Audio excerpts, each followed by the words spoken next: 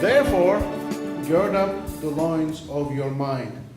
Now, Peter was writing this letter to a group of believers that were going through rough times. They were going through tribulation. They were being persecuted for their faith. They were being persecuted within their communities. And as Peter was encouraging them, he is also reminding them to keep their minds on something that is not their immediate circumstance. See, our problem usually is we look at our immediate circumstance, our marriage, our financial situation, our relationships, our community involvement, our children, grandchildren, health issues. When we look at those things, we get confined. We are only limited with what we see. Just like this church. This church was going through this group of believers. Church means a group of believers. This group of believers were going through difficulties. And Peter, an apostle, was telling them, if you keep your minds on your difficulties, you can't be holy. Now, what am I talking about? Am I talking about legalism? Am I talking? Absolutely not. Let's go verse by verse. Therefore, because you guys are going through difficulties and things are tough, therefore gird up the loins of your mind. Do you know what this means? To gird up the loins of your mind? They used to, in biblical times, wear these long robes. Men used to wear these long robes. So they couldn't really run. They couldn't do anything athletic. They couldn't, when they had to work in the fields or lift something up or run to something or fight a bear or a lion, they would have to gird up their loins, meaning they would have to pull up their long robes and tuck it in their pants. And it would look like what you can see as a short, but if you could imagine it, it looked like these grown men were wearing diapers. It looked a little silly. But it would lift up those robes, and they could freely move around. But that was also a sign of being ready for something, getting ready to work, to run, to fight. Gird up the loins of your mind was a Hebrew phrase that explained to get ready. You know, best way to illustrate it in 2013 terms is that, have you ever heard that announcer before boxing matches? He yells, "Let's get ready to rumble." You ever heard that? That's what it means. To gird up your loins means get ready for action. Get ready for a fight. Get ready for whatever it is that's coming. But look what the Apostle Peter is saying. Therefore, gird up the loins of your mind. So don't get ready in the physical sense, but get ready in your mind. When you became a believer, you didn't check your brains at the door. Use your mind. So, what am I doing? Therefore, get ready in your mind, he's saying. So what am I to get ready for? In my mind. Be sober. Get ready in your mind and be sober, meaning take it seriously. Focus on the right thing. Don't be dilly-dallying all over the place. Be sober and focused. If you've seen anybody drunk, one thing they can do is focus. So when he's saying be sober, that means be clear-minded. Be sharply focused. Get ready, focus, and what am I getting ready for? What am I focusing for? Rest your hope fully in the grace that is to be brought to you at the revelation of Jesus Christ. Now, what does that mean? that means get ready, focus, but don't look at your immediate environment. Focus on the grace that's going to come to you when you see Jesus, either when he takes you or when he comes, if he comes back when we are here. He's saying the focus is not your immediate environment. The focus is not your marriage, your job, your health. That's not your focus. The focus is the return of Christ, or when you see him. Life is not about my immediate circumstance, how bad my marriage is, how horrible my kids are, how bad my health is, how I can't pay my bills. Life is not about that.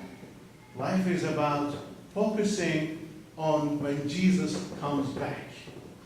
So, I need to be clear-minded, focused, and be ready for that. But he's saying, get ready in your mind. The way you think determines what you do. That's why he's saying, be ready in your mind. In your mind, you have to be prepared to do what? As obedient children, not conforming yourselves to the former lusts as in your ignorance. Get ready in your mind to be holy. Don't give in to your former lust. Don't give in to the evil desires that you had before you were a believer. We all lived in ignorance when we understood that Jesus died for my sins, paid for it, and was raised. And he is now seated at the right hand of God. Before I understood that, and before I embraced that truth for myself, I was ignorant. I didn't know. I had no hope. I was living a lie. But you will see, even after we become a Christian, we do have the similar struggles that we had in the past. So Peter is saying, get ready in your mind, decide to not live that way. As he who called you is holy, be holy in your conduct. What does holy mean? Holy means separate, different, pure, set apart. How do we achieve this? The key starts in your mind. Now, I must also warn you guys, there is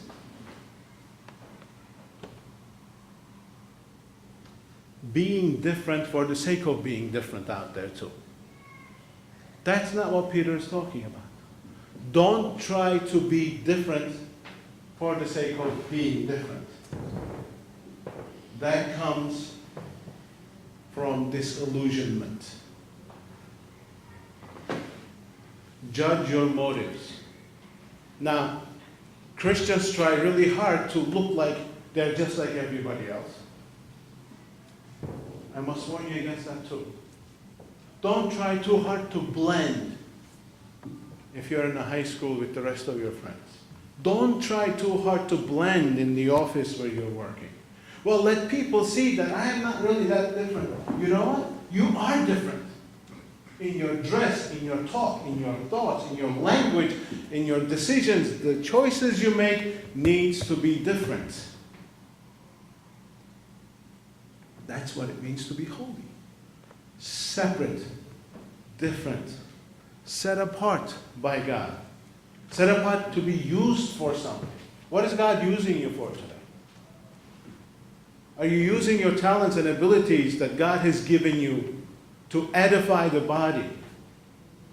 Are you doing anything with them? Or are you not doing anything with it? Are you trying to build up the body of Christ, or are you trying to build it down, tear it down? Be holy, but not for the sake of looking different. Let me be different than everybody. Let them say this about me and that about me. That's not holiness. Holiness Starts in your mind, and it continues to obey Christ, to live differently, purely. We are called to live differently, people. We are called to dress differently. We are called to speak differently. We are called to react differently to problems. Why? Because our hope is not here. Our hope is not about this world. Our hope is coming. And if I am living my life with that realization that it's not about here and now, this is only temporary. In light of eternity, 70, 80, 100 years of life is nothing. It's not about here and now. It's not about my pathetic problems. It's about God, His glory, and what He wants me to do. At the end of the day, at the end of time, everything is going to pass away.